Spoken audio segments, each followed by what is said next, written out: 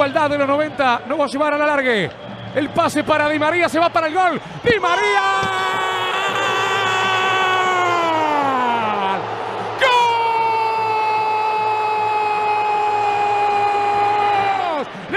La copa, amigo mío, un pase sensacional de Rodrigo de Paul cara a cara, camino a la gloria frente a Ederson, lo tomó parado y caminando, y Di María definió con excelencia, y Argentina sueña, y Argentina gana, y Di María con sutileza, una parábola soñada. Este es Neymar, sigue Neymar.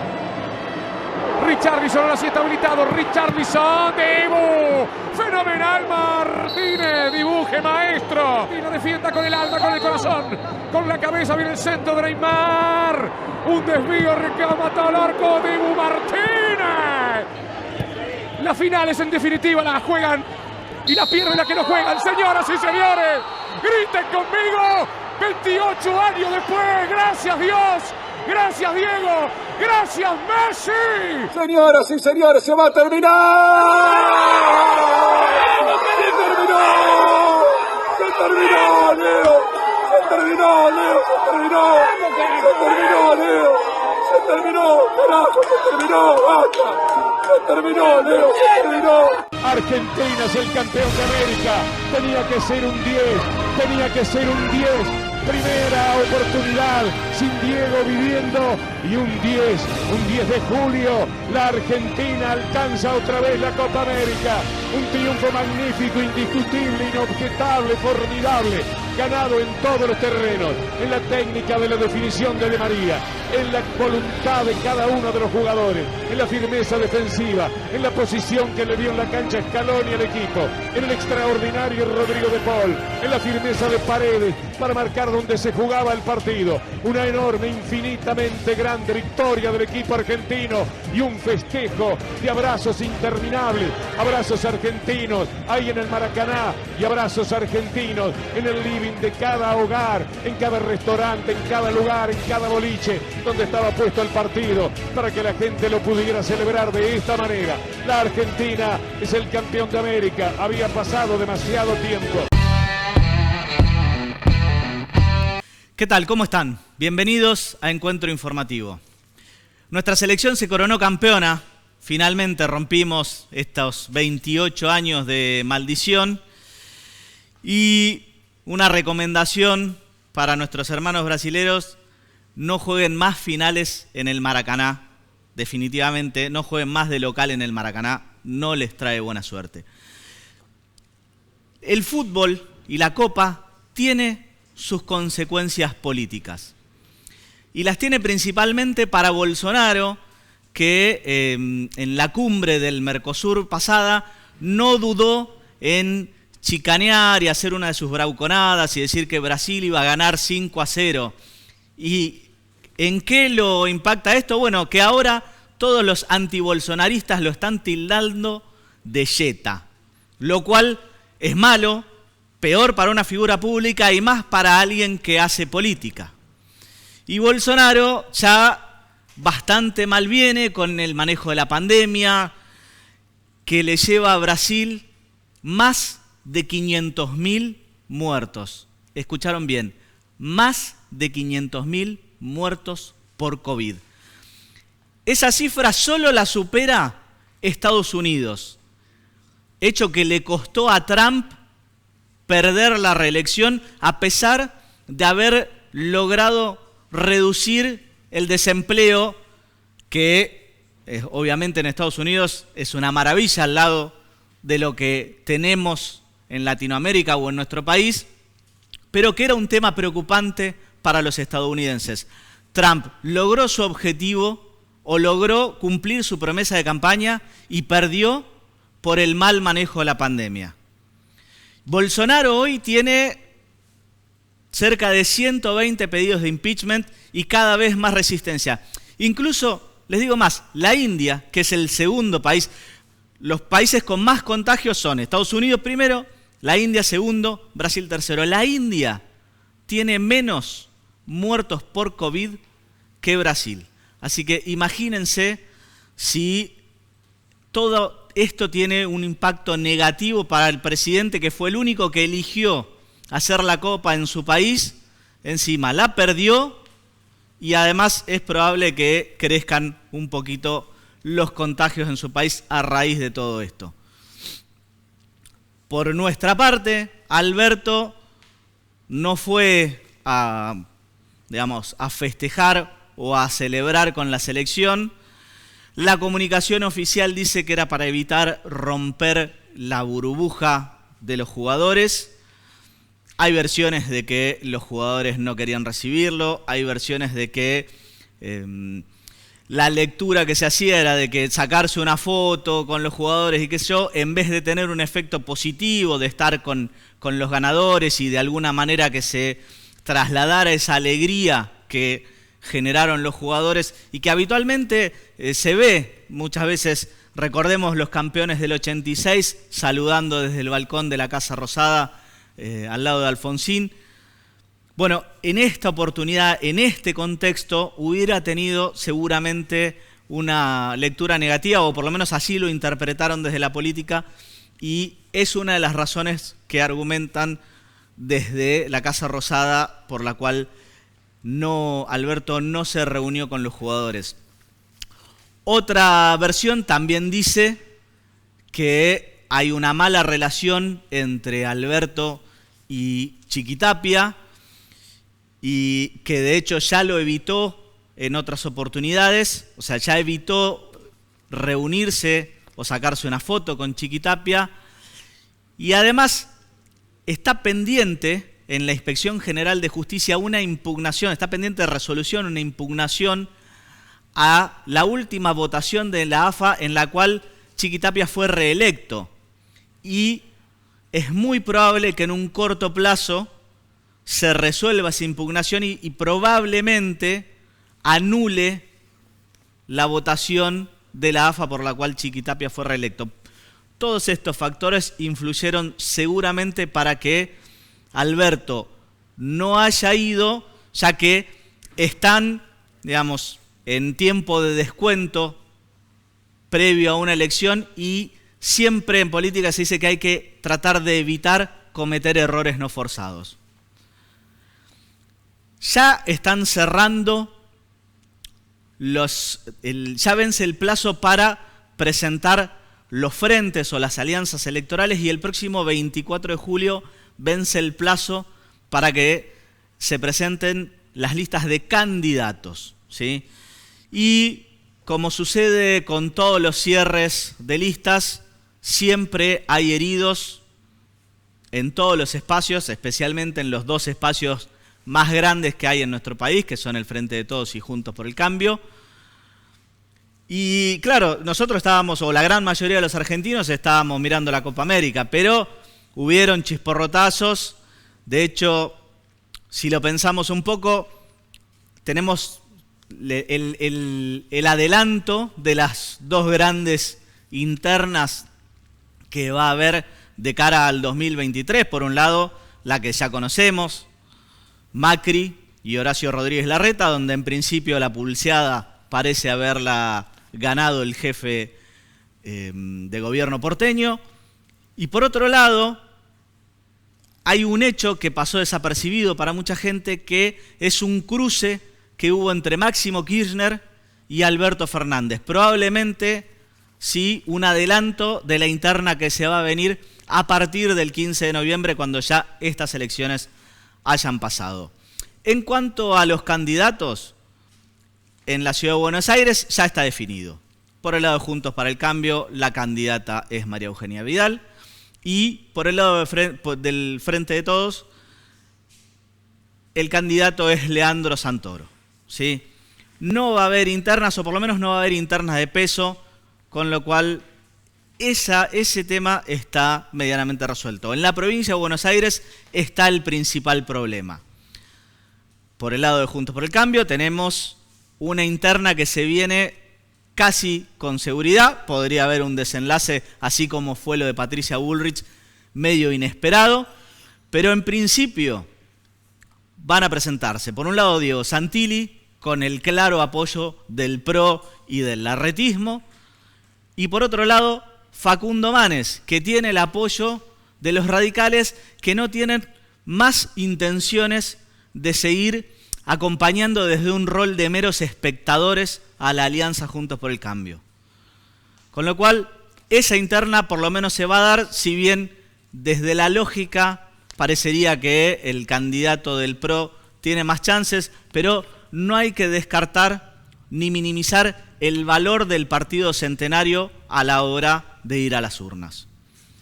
En cuanto al Frente de Todos, ahí todavía permanece la incógnita. Los que más suenan, por lo menos para encabezar la lista, son Cafiero y Berni.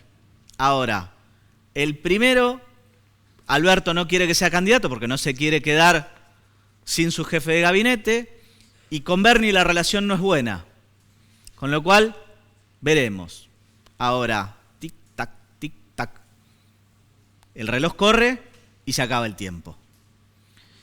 Cada vez que se acerca una elección, siempre surge algún escándalo judicial. En este caso, el que se va a instalar, sin lugar a dudas, es el que tiene que ver con el envío de municiones a Bolivia durante el gobierno de Macri en apoyo al golpe de Estado de Jeanine Áñez.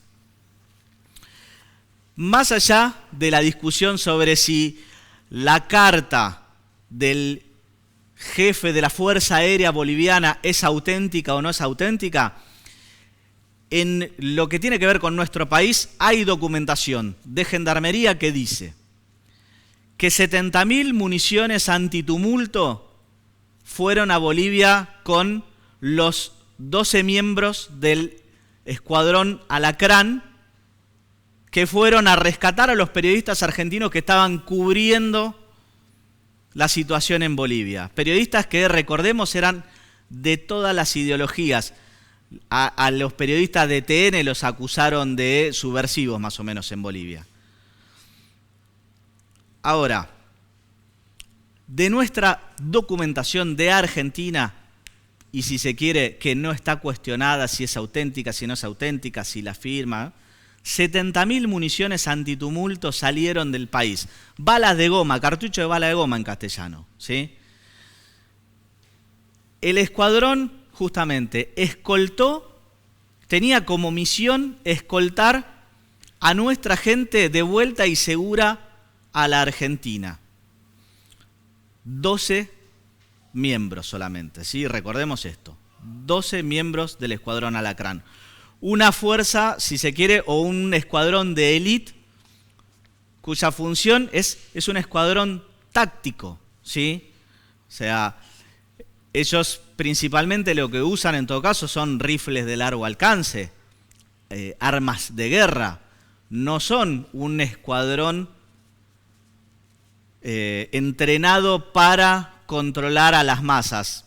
Esos son otros escuadrones, no el Alacrán. Bueno, de acuerdo a la documentación que nosotros tenemos, este escuadrón llevó 70.000 municiones de balas de goma, hay que ver si llevaron escopetas, pero lo que también está asentado es que esas 70.000 municiones, en el corto plazo en el que estuvieron en Bolivia, porque insisto, la misión era ir y traer a los periodistas argentinos, en ese corto plazo, 12 personas muy bien entrenadas, se consumieron 70.000 balas de goma, según consta en nuestra documentación. La verdad, hay que felicitarlos porque tienen la velocidad del rayo para disparar y cargar la escopeta. Sinceramente, hay que felicitar al escuadrón. Estos son los hechos. Después, las conclusiones y las interpretaciones corren por cuenta de cada uno. Ahora hay una situación de tensión muy grave en Cuba. Y me parece también que las violaciones a derechos humanos deben ser condenadas sean donde sean. En Bolivia, en Cuba, en Venezuela, en Colombia. No se trata de ideologías. Las violaciones a los derechos humanos deben condenarse siempre. Bienvenidos a Encuentro Informativo.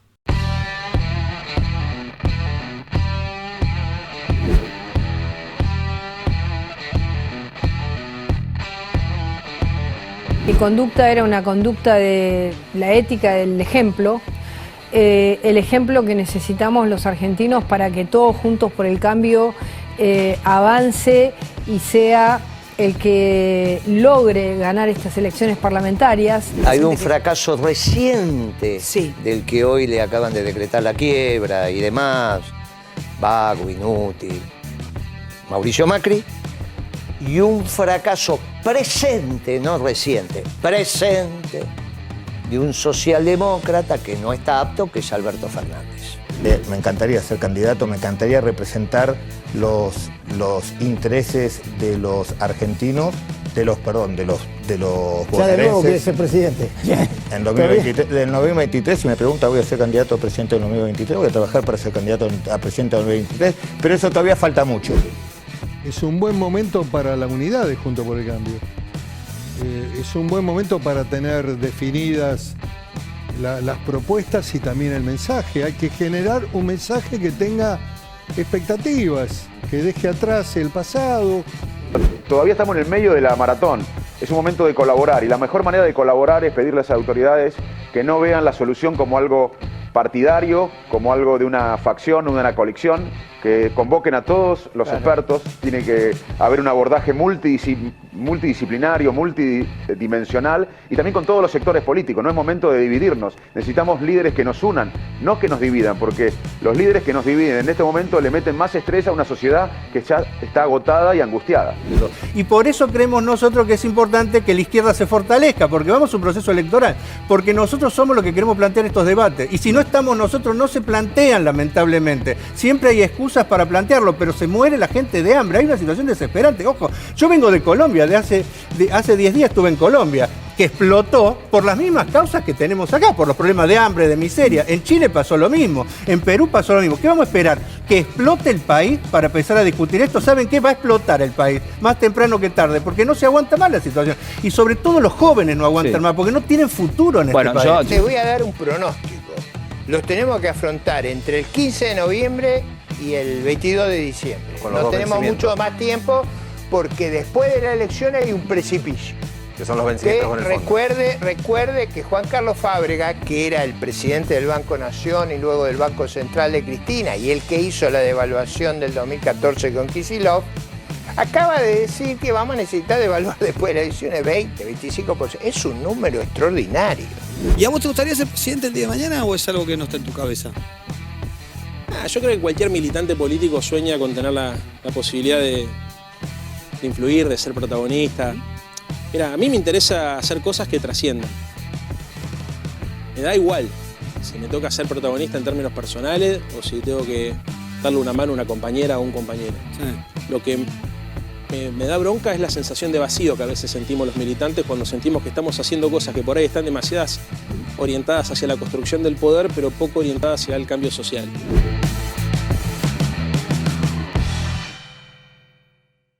Estamos con Raúl Utín, empresario textil y precandidato a diputado. Contame, Raúl, ¿cómo estás? Muy bien, gracias por invitarme, Juan Pablo, un gusto de verte y muy bien, disfrutando la alegría del triunfo del sábado a la noche. Sí, la verdad que, bueno, es una alegría enorme después de tanto tiempo, ¿no? Algunos que por ahí crecimos creyendo que Argentina ganaba siempre, que es mi caso. Yo era chiquito, salimos campeones en el 86, perdimos la final en el 90, vi las dos Copas América y llegué a la adolescencia pensando que éramos siempre protagonistas. Y bueno, gracias Messi. Bien. Vamos a lo nuestro. Contame, primero que nada, ¿cómo arrancaste vos a ser un empresario textil? Vieja historia, porque nuestra fábrica tiene 70 años de vida, va a cumplir 71.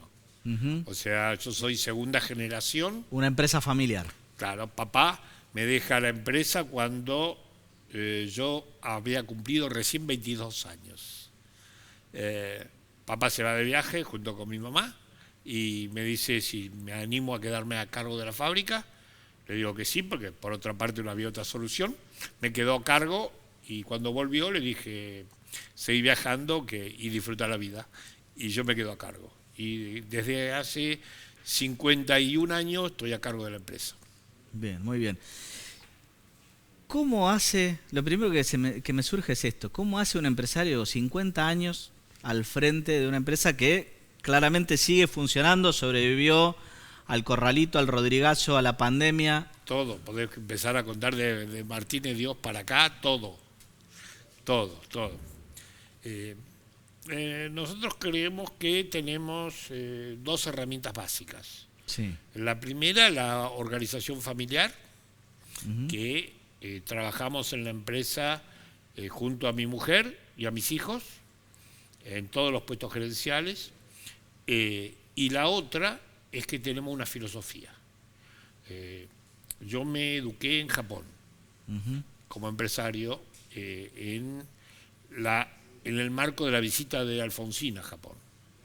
Y esto nos dio unas herramientas importantísimas de conducción empresarial y hoy aplicamos el management japonés en nuestra empresa y esto nos permitió seguir para adelante, pero fundamentalmente aplicando 3 palabras claves, ¿no?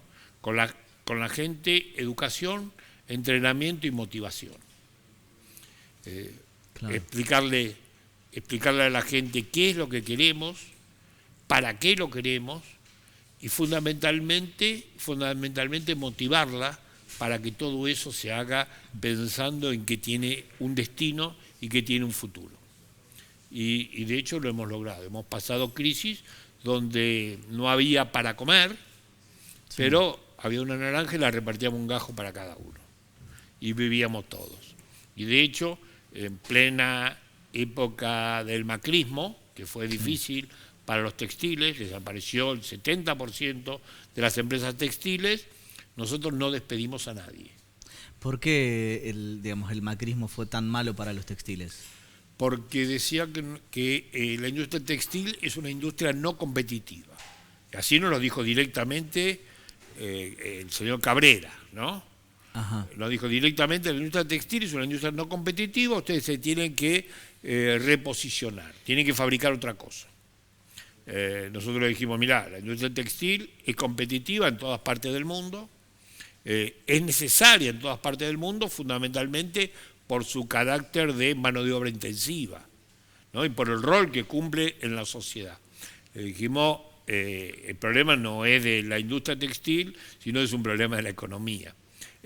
No lo entendieron así, abrieron las puertas y los puertos para toda la importación y por supuesto que no se podía competir fundamentalmente contra los países de Asia. Ya no China, sino ya Camboya, Taiwán, etcétera, etcétera. Porque ellos tienen precios muy bajos. No, directamente trabajan con mano de obra muy baja y por supuesto parten de mano de obra más baja, inclusive más baja que la nuestra, ¿no? Sí. Inclusive en el día de hoy. Yo te voy a dar un ejemplo. La misma materia prima que yo estoy consumiendo hoy, la pago acá como muy barata, $2.30, $2.40, la misma materia prima en China vale $1.10. Claro.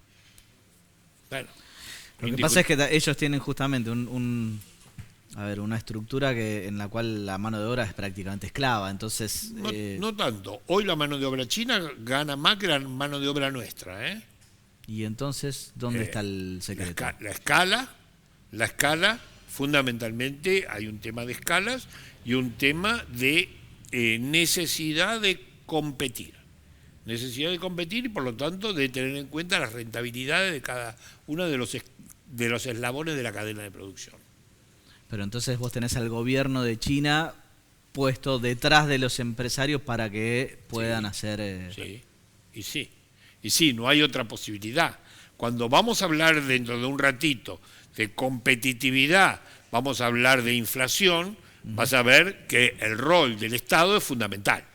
Bien, ahí tengo una pregunta de Alfonso. Jorge. Muy bien, algunas gracias. notas tuyas, ¿cómo te va? Que vos tenés intenciones y deseos de ser diputado nacional por la provincia de Buenos Aires. Esto quiere decir que vos vas a ir con el Frente de Todos, que es el partido que representa, que está titulado con Alberto y Cristina, ¿puede ser? ¿Es así? Mirá, yo tengo la intención y el deseo de llegar a ser diputado nacional, pero no por mí, sino porque represento al sector pyme del país. Bueno, pero la pregunta que yo te quería hacer, Raúl, con respecto a lo que te estaba recién haciendo en la introducción. Sabemos que el 95% de la fuerza productiva del país la tienen las pymes. Son 12 millones de trabajadores que estarías vos, entre comillas, representando. Ahora digo yo, vos vas a ir por un partido Frente de Todos, pero yo me pregunto al día de hoy, Alberto y Cristina, ¿están haciendo algo dentro del Congreso con sus diputados en referente a las pymes? Porque yo veo que las pymes están todas cerradas hoy en día. Primero, a tu pregunta, no todas las pymes están cerrando. Sí, el sector comercial está con muchos problemas. Y tiene muchos problemas debido a que indiscutiblemente estamos en plena pandemia, la gente no sale, no le interesa salir, el e-commerce ha crecido enormemente, o sea, cambió la tendencia. De hecho, volviéndole a la pregunta inicial tuya, mi papá hace 70 años fabricaba entretela para trajes de hombre.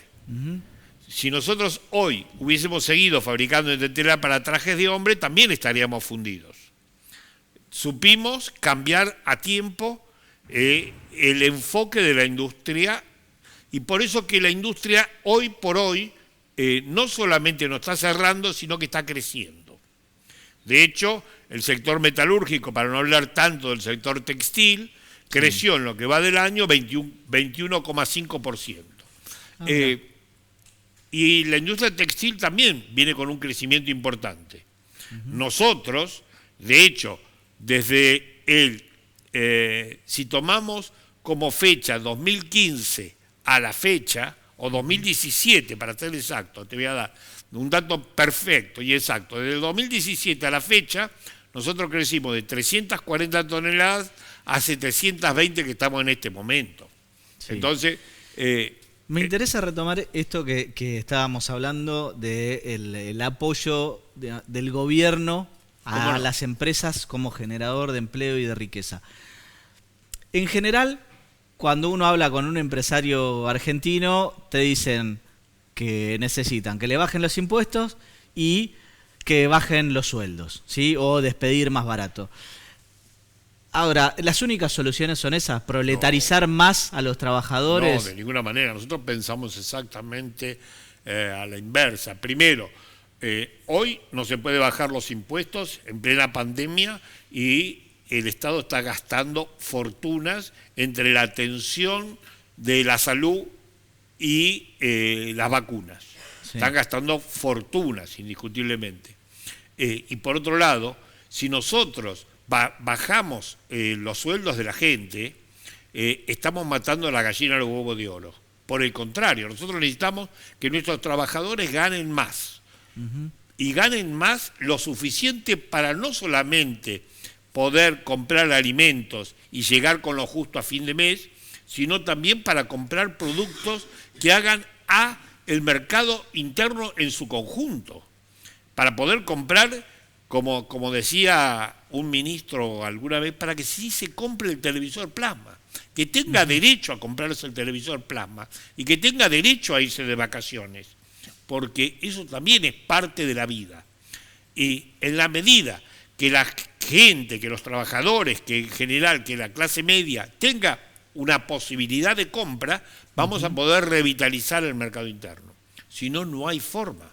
Mi papá decía, y te estoy hablando insisto, hace más de 50 años, me decía, si nuestros obreros no tienen plata para comprarse una camisa de la tela que nosotros fabricamos, para los telares. Y esta frase me quedó por siempre. Nuestros obreros tienen que tener la condición necesaria y suficiente para comprar productos. En la medida que compren productos vamos a tener mercado interno. Y no te olvides que el 75% 75% de la economía del país es mercado interno. Ajá. Contrariamente a lo que muchas veces se piensa, que todo el mundo trata de exportar y... No, al contrario. El mercado de la exportación solamente reúne a 330.000 personas. Esto también lo tenés que tener claro. ¿Y por qué el conflicto tan grande con la carne, por ejemplo?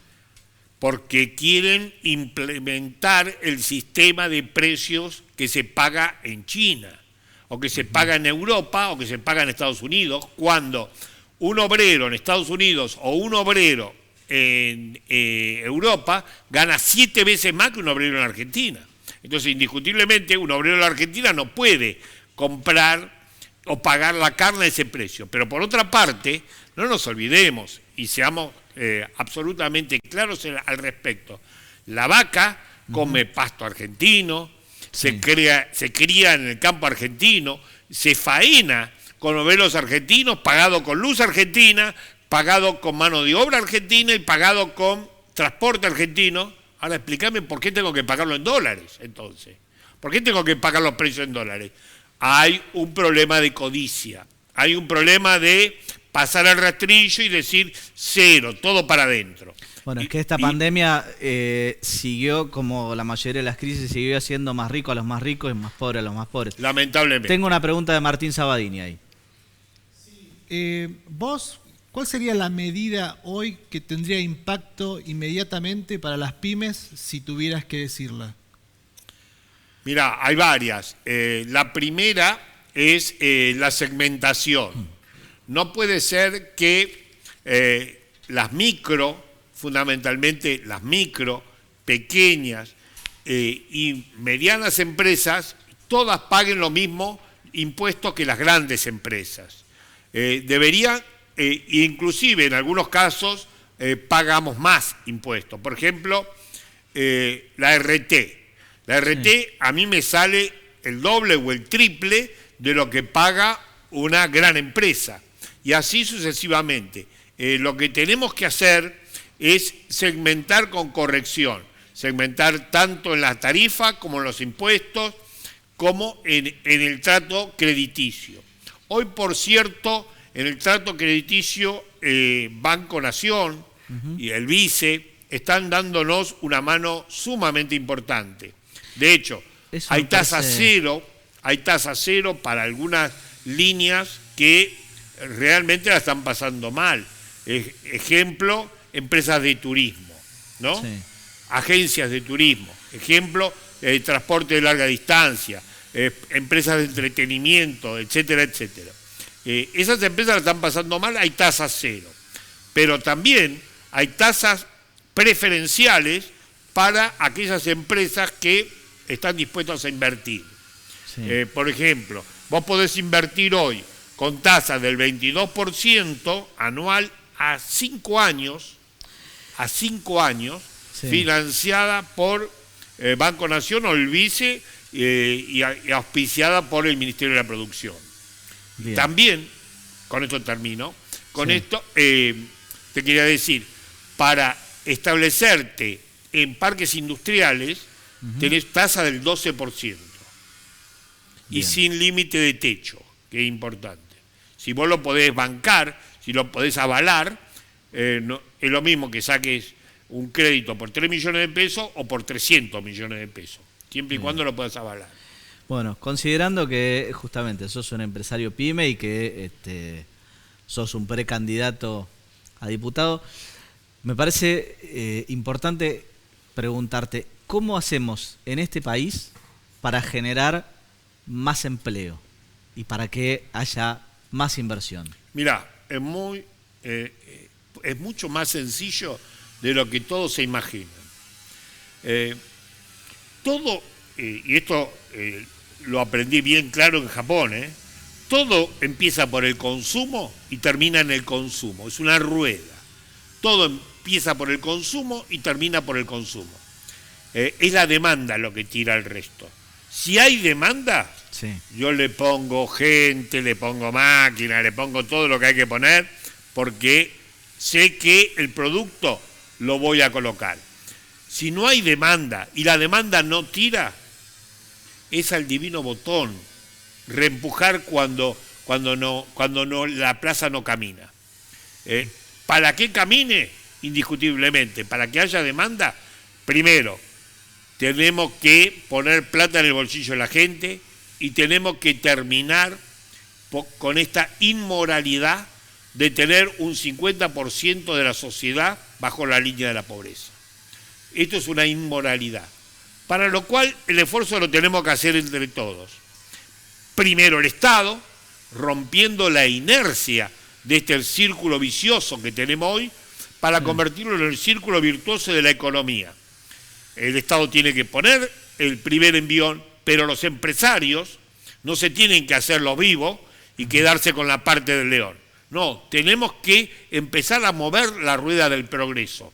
Tenemos que empezar a poner, y en este momento tenemos que reducir las rentabilidades al máximo para que la gente tenga la posibilidad de poder acceder a las compras. Bueno, ojalá podamos invitarte ya como candidato. Pero ojalá. Te agradezco muchísimo por este rato y bueno, nos vamos a estar viendo. Sí. Perdón, quería decirte que este esfuerzo, porque yo tengo 73 años, lo hago justamente para que este círculo virtuoso de la economía se ponga en marcha, en nombre de las pymes, porque las pymes somos los únicos que hoy podemos sacar el país adelante. El país no va a recibir un mango del exterior por mucho tiempo, y los únicos que tenemos las condiciones y las ganas de invertir en el país, porque acá tenemos nuestras raíces, somos las pymes. Bien, la salida no es Ezeiza. Antes de pasar al próximo tema, déjame que te dé un consejo. ¿Querés dejar de alquilar? Con el método de construcción en seco, Steel Framing de EcoUrban, podés hacerlo mucho más rápido y más barato. ¿Qué esperás para ser propietario? Contactate con EcoUrban.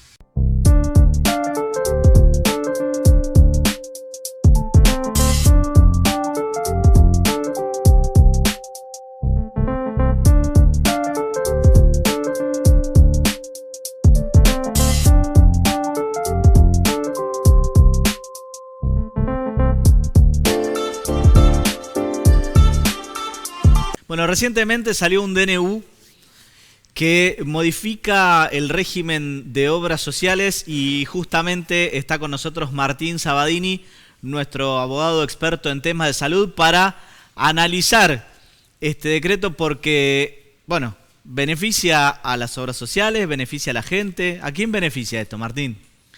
¿Cómo te va, Juan Pablo? Bueno, exactamente, se conoció un decreto que modificó la libre opción de obras sociales para las personas que ingresan a un nuevo trabajo.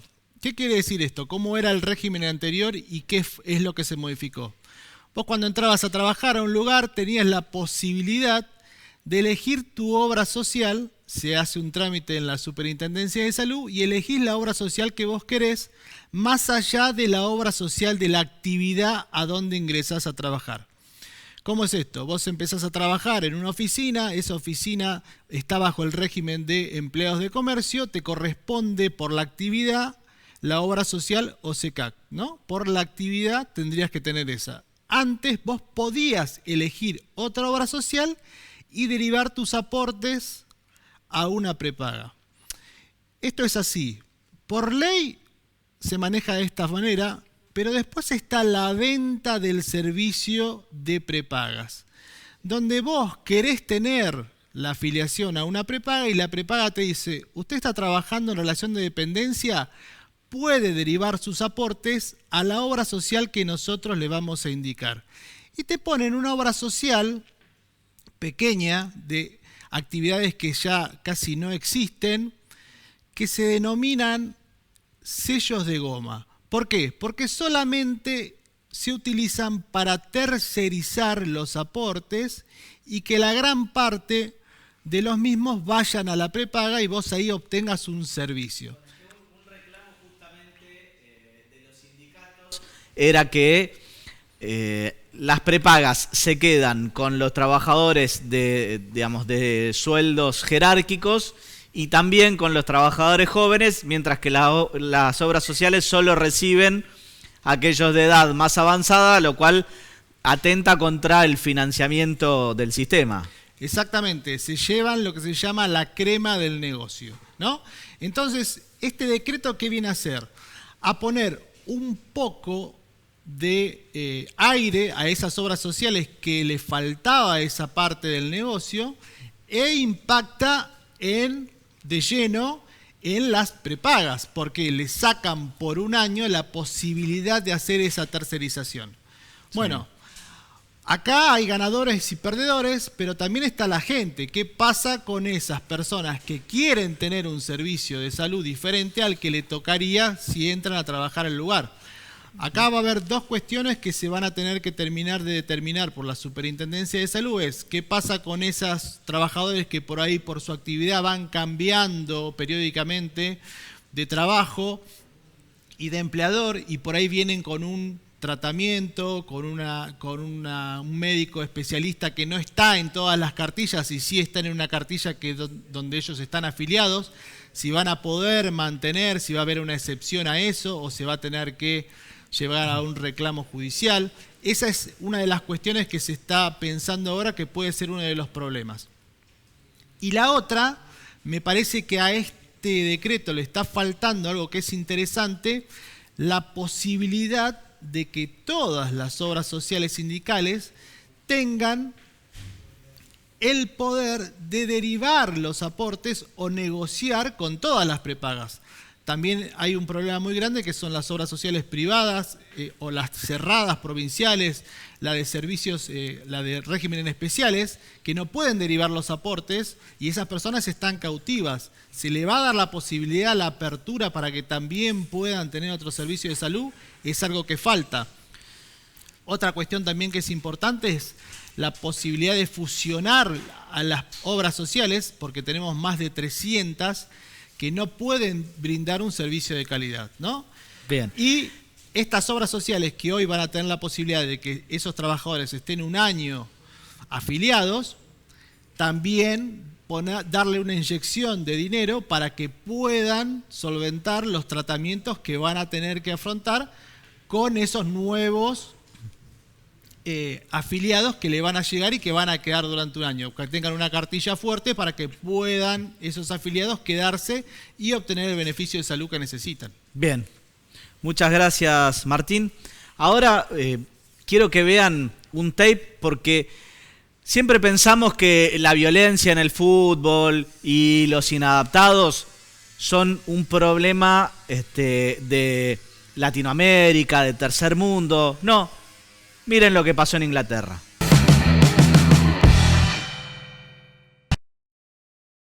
Está con nosotros Sandra Martín, con quien quiero analizar justamente estos hechos de violencia.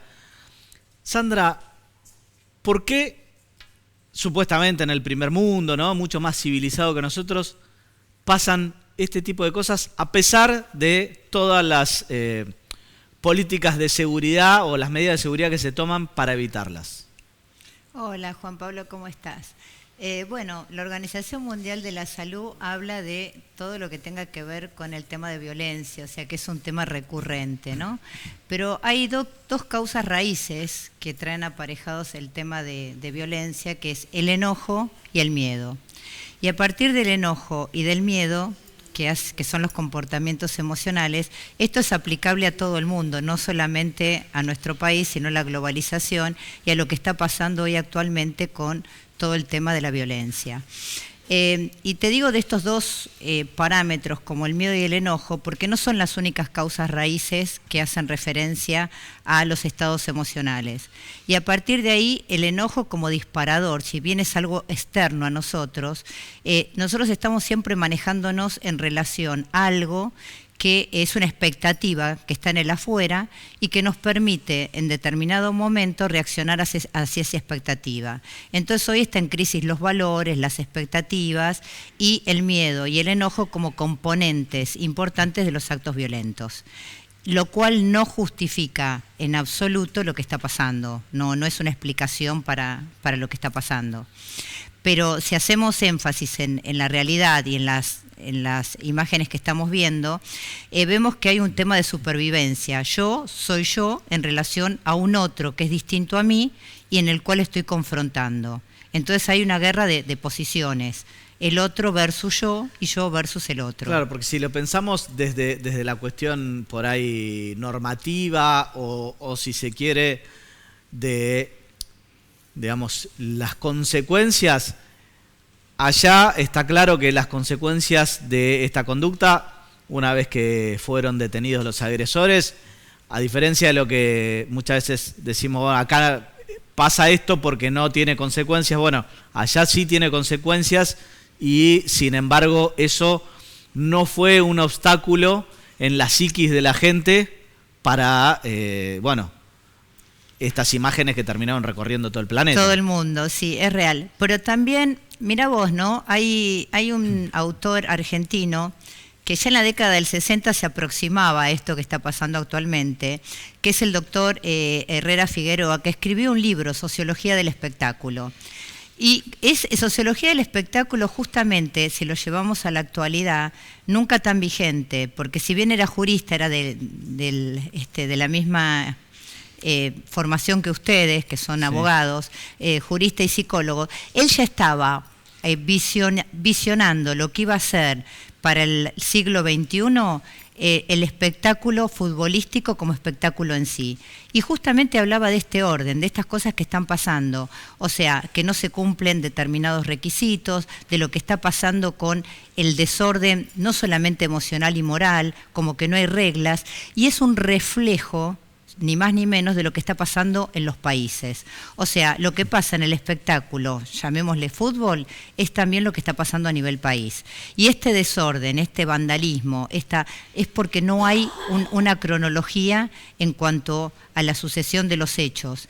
Y, a ver, para llegar a esto, tiene que ver también con un poder de subsistencia. Los animales, ¿qué pasa? Para sobrevivir, a ver, se enojan y pelean por sus presas. Bueno, acá parecemos como que no hay educación, como que no hay todo un componente emocional que nos pueda ayudar a poder sobrellevar todo esto que está pasando, y hoy por hoy es más violenta la sociedad, y es un reflejo de lo que está pasando a nivel del fútbol. Y hablando de educación, justamente desde Sudamérica dimos un ejemplo totalmente inverso. Por un lado, Neymar, de alguna manera acompañando a su amigo y ex compañero y descontracturando la derrota de Brasil. Y también por el lado de Messi, que cuando en el festejo iban a hacer algunos cantos en referencia a Brasil,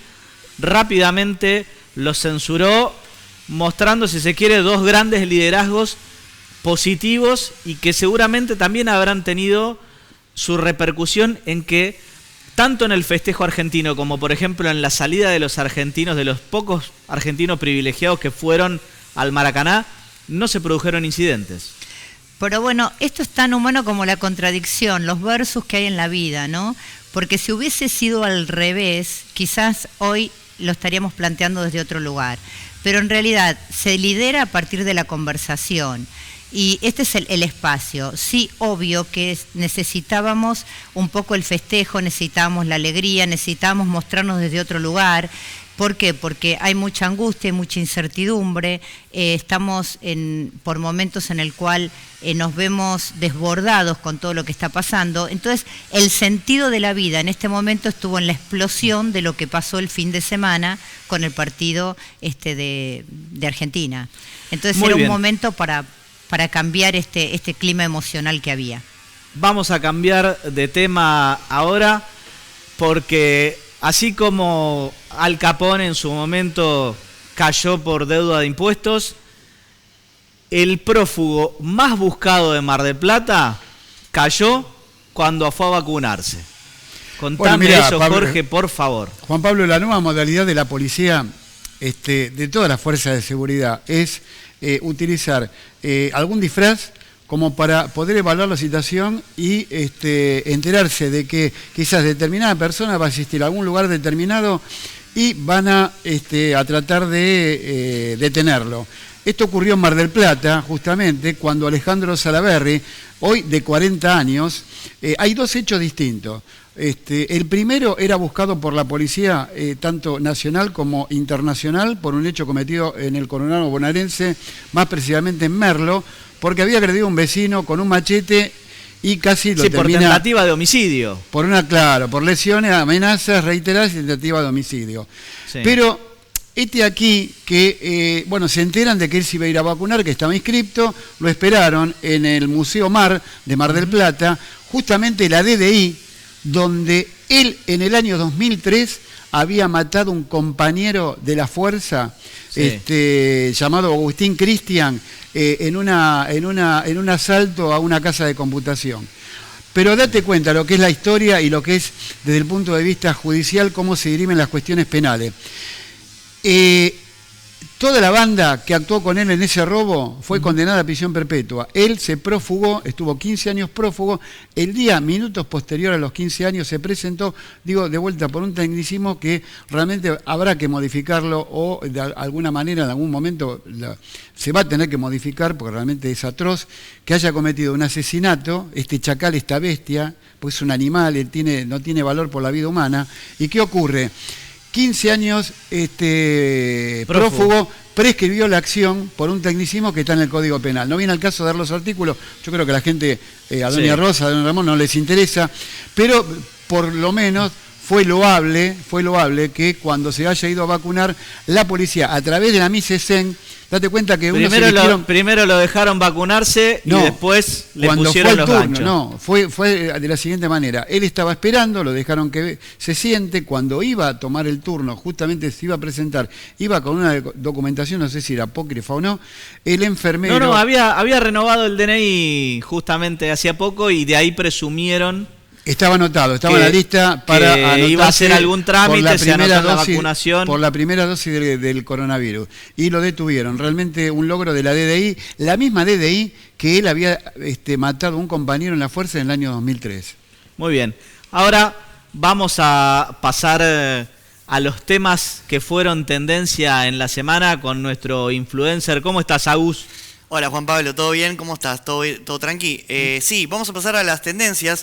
Te digo la verdad, es bastante lógico lo que pasó. Las tendencias se opacaron bastante por la Copa América, pero como arrancando en el número 1, tenemos a Macri, que fue tendencia porque Bolivia lo denunció de haber dádole municiones a las Fuerzas Armadas de Bolivia en 2019, cuando hubo ciertas represiones que generaron... Sí, en el golpe de Estado que hubo en Bolivia a manos de Janine Áñez. Exactamente. Después salió Patricia Bullrich también en Twitter a desmentir que todo eso haya ocurrido y a decir que lo único que habían brindado era ayuda humanitaria. Bien, sí. Igual la documentación de Gendarmería dice que mandaron 70.000 municiones y no volvieron. Perfecto. Pasando a la segunda, también se viene bastante picante. La tendencia es contundente. ¿Por qué? Porque La Nación Campo tuiteó esto: la protesta del campo es contundente en decenas de ciudades del interior. Y la foto que se ve no es tan contundente como dice el tuit. Esto despertó mucha polémica, obviamente, en Twitter, y lo que se hizo justamente fue criticar bastante porque el campo había sumado a su reclamo a varias personas que estaban en contra de la cuarentena, y el campo en realidad estaba reclamando por cuestiones diferentes, una cuestión impositiva, la discusión típica del campo. Entonces no tuvo mucho que ver. Y bueno, pero la Nación Campo tiene que cumplir con todos sus auspiciantes, es lógico. Exactamente. Bien, tocando otro de los temas de los que más se habló últimamente, vacunatorio VIP, fue tendencia porque de los 70 imputados o que tuvieron algún proceso penal, 65 fueron sobreseídos totalmente y archivadas las causas. Lo que se dijo fue que no se puede encuadrar en ningún delito, ninguna acción de las que tuvieron las personas que se vacunaron con los privilegios que obviamente sabemos que hubo. Sí, los que quedan como imputados son justamente los funcionarios que estaban a cargo, o sea, quedaron libres todos los que se vacunaron, pero no así, los responsables del Ministerio de Salud. Perfecto. Cuarta tendencia, María Eugenia Vidal, porque anunció que será precandidata a diputada nacional por la Ciudad de Buenos Aires, algo que más o menos se veía viendo ya. No sé qué opinarás vos, Juan Pablo, pero datito stalker te tiro. En la descripción de María Eugenia cambió el orgullosamente bonaerense a borrarlo y dejar solo que es madre y precandidata a diputada. Bien. Y por último, bueno, Leo Messi porque se le dio y todos estamos contentos por el campeonato que consiguió Argentina. Sí, seguramente. Bueno, la verdad que me quedo con esta frase de Di María que dijo, bueno, que justamente se dieron contra la pared hasta que se rompió la pared. Y me parece que muchas veces el éxito es eso. La gente lo que ve es la punta de un iceberg y lo que no ven es todo el esfuerzo que hay detrás para lograrlo. Nosotros estamos muy felices por el triunfo y nos vemos la semana que viene con mucho más encuentro informativo.